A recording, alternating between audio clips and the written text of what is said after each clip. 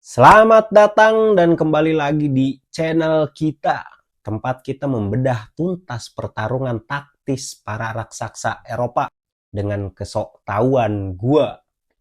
Malam ini kita nggak akan membahas kemenangan atau kekalahan, tapi kita itu akan membahas menjelang pertarungan El Clasico.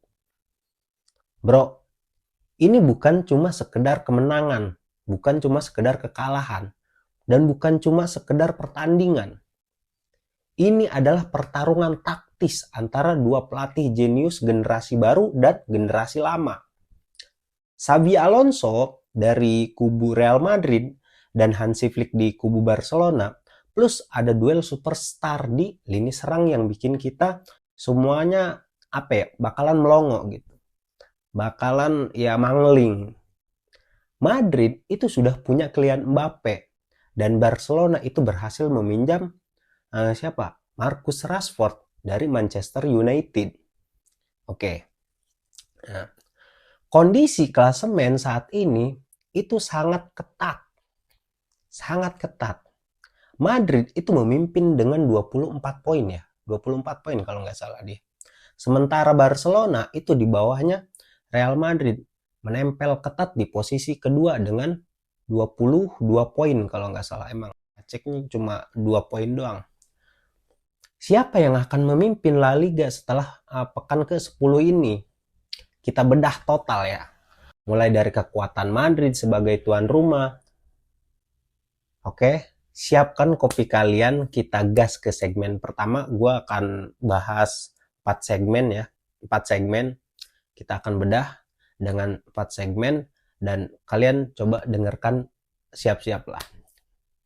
Oke, kita mulai dari tim tuan rumah dulu, segmen pertama ini. Real Madrid yang kini dipimpin oleh Xabi Alonso, oke, Alonso sang maestro taktik itu berhasil membuat Madrid tampil dominan. Meski mereka sempat terpleset kalah dengan skor 2-5 dari Atletico Madrid di awal musim ini kan. Madrid saat ini itu berada di puncak klasemen. Dan alasannya sederhana. Kedalaman skuad yang menakutkan untuk musim ini. Musim ini itu Alonso punya senjata paling mematikan, yaitu Kylian Mbappe dengan 10 gol di La Liga. Mbappe itu bukan cuma pencetak gol, bro. Dia adalah Dia adalah titik fokus serangan yang mengalihkan perhatian lawan, mengalihkan perhatian back-back lawan. Formasi kunci Alonso itu sering menggunakan skema fleksibel ya, seringkali 4-3-3 atau 4-2-3-1 yang mengandalkan transisi cepat dan kebebasan. Trio gelandang muda yaitu Arda Güler, Tchouaméni, dan yang paling penting itu siapa satunya tuh? Bellingham. Nah, ya.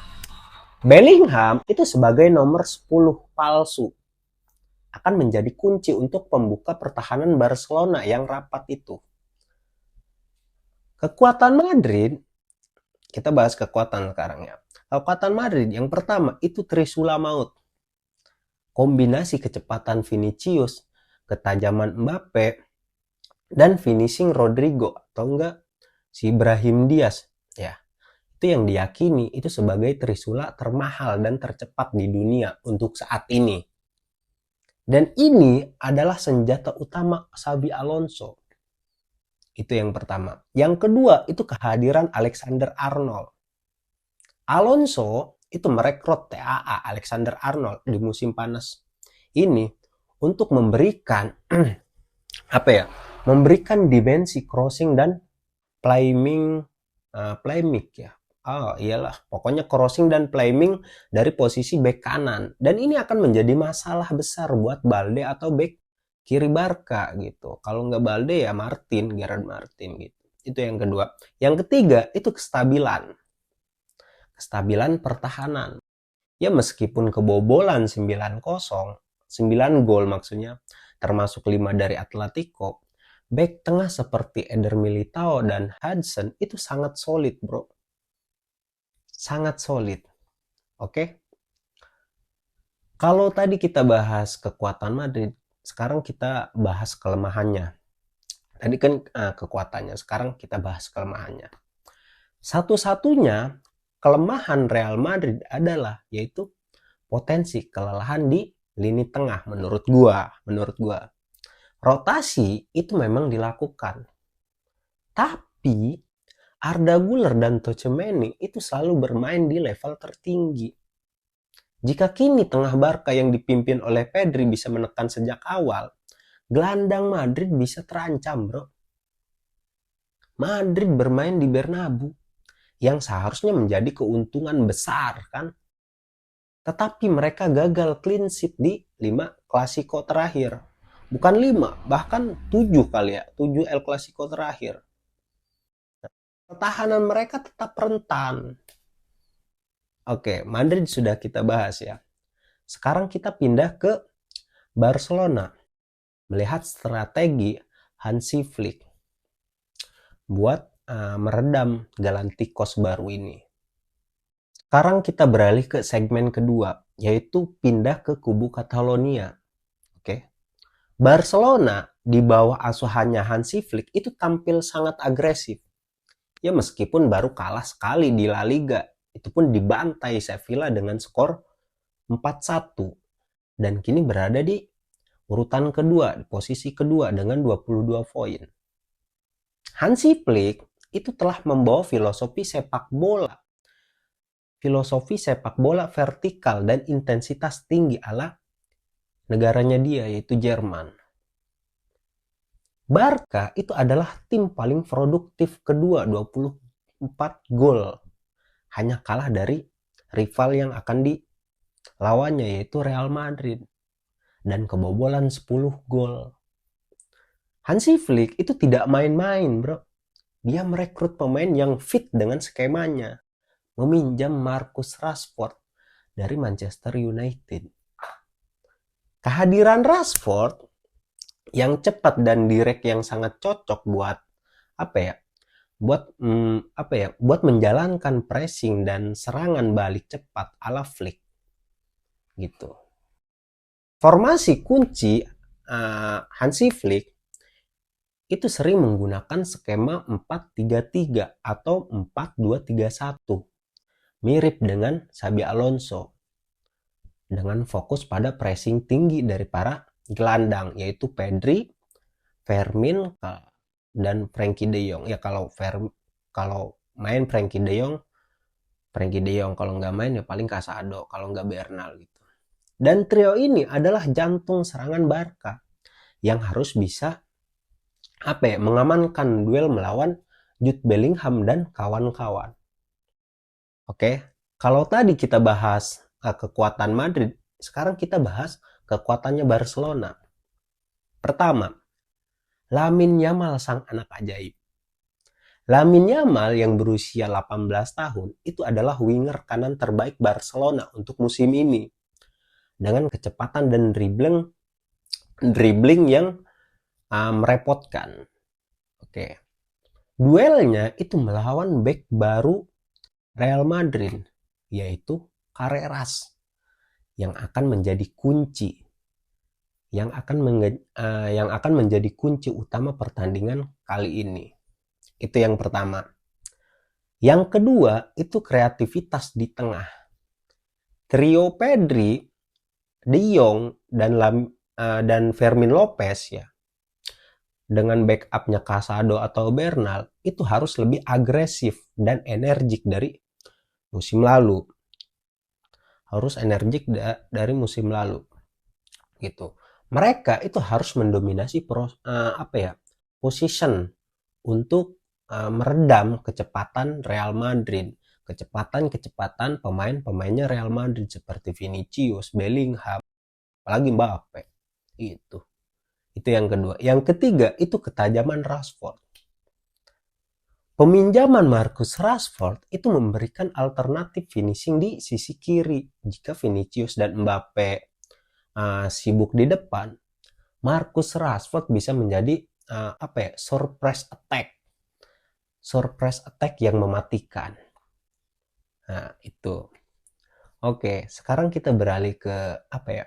Ke kelemahan Barcelona. Kelemahan Madrid udah, sekarang kelemahan Barcelona. Pertahanan Barca, walau diisi siapa ya? Araujo, Kubarsi, yang muda dan tangguh, itu kan seringkali terlalu maju karena instruksi high pressingnya Hansi Flick. Dan ini meninggalkan ruang besar di belakang yang bisa dieksploitasi oleh kecepatannya si Mbappe dan Vinicius. Dan selain itu, Ferran Torres juga bisa jadi masalah saat duel intensitas tinggi karena dia sering apa ya? Karena dia sering ngangong-ngangong aja tuh di depan. Ya kalau lagi nggak perform ya. Kalau ya lagi perform ya bagus juga dia. Dan dia itu butuh servis dari sayap gitu. Oke, dua tim kita sudah bedah. Sekarang kita siapa yang paling diuntungkan dari duel individu ini? Duel Yamal versus Carras atau Bellingham versus Pedri. Oke. Oke, sekarang kita beralih ke segmen ketiga. El Clasico itu selalu apa ya, ditentukan oleh duel-duel individu. Dan edisi kali ini itu punya beberapa match up yang bikin kita nggak bisa berkedip ya. Mungkin tidak bisa berkedip. Yang pertama itu duel paling ditunggu, yaitu Lamine Yamal versus Carreras. Ya walaupun musim kemarin udah terjadi antara Benfica sama Barca kan sudah pernah ketemu. Yamal itu cepat, dribblingnya licin bro, dan tidak terduga. Dan dia itu adalah sumber kreativitas Barca di sayap kanan. Musim lalu itu Yamal adalah mimpi buruk bagi pertahanan Madrid. Sampai kalah 5 kali berturut-turut ya kan. Carreras itu bek kanan baru Madrid. Dia tuh dikenal dengan passing dan attacking yang luar biasa. Tapi kadang juga dia rentan dalam bertahan saat menghadapi winger super cepat. Begitu. Dan jika Carreras lengah, bro, Yamal bisa leluasa untuk menusuk dan mengirim crossing ke si Ferran Torres mungkin kalau Ferran Torres main ya. Gitu. Jika Carreras bisa mengunci Yamal, Madrid itu akan memenangkan sayap di sebelah kanan. Itu yang pertama. Yang kedua itu duel dominasi lapangan tengah antara Jude Bellingham versus Pedri. Kita tahu lah ya, tahun kemarin duel ini udah terjadi dan reaksi Bellingham itu kayak gini. Gitu, bro. Bellingham itu gol apa ya? Gol scorer dan playmaker Madrid lah ya dia. Dia itu bermain bebas di lini tengah. Tugasnya adalah berlari ke ruang kosong dan memanfaatkan kecepatan si Vini dan Mbappe. Itu Bellingham. Kalau Pedri itu jantung ritmenya Barca. Pedri itu harus bekerja sama dengan Frankie De Jong dan Fermin Lopez untuk menguasai 50/50 duels di tengah lapangan gitu. Dan jika Pedri itu kalah mendominasi, serangan Barca akan mandek dan mereka akan diserang balik dengan cepat. Nah, itu. Pemenang duel ini adalah kunci dominasi position ball. Gitu. Itu yang kedua. Yang ketiga, itu duel kecepatan Vinicius Jr. melawan Jules Koundé. Ya kan?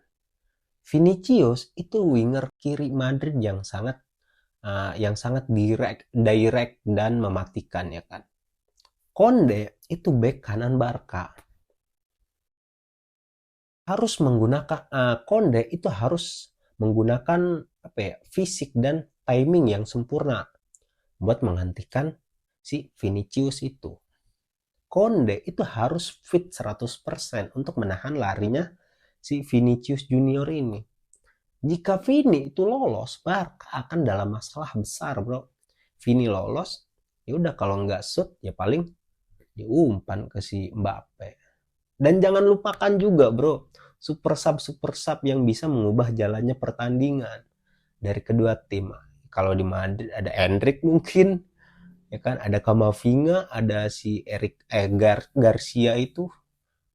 Kalau di Barca kan ada si Bernal, ada si, pokoknya banyak lah. Oke. Duel individu sudah kita analisis. Sekarang saatnya prediksi taktik dan skor final, ya kan. Kita beralih ke segmen berikutnya, segmen terakhir. Kita sudah di segmen terakhir nih, ya. Kita sampai di bagian yang paling seru, yaitu prediksi taktik dan skor. Taktik Real Madrid yang ditukangi oleh Xabi Alonso itu verticality dan transition.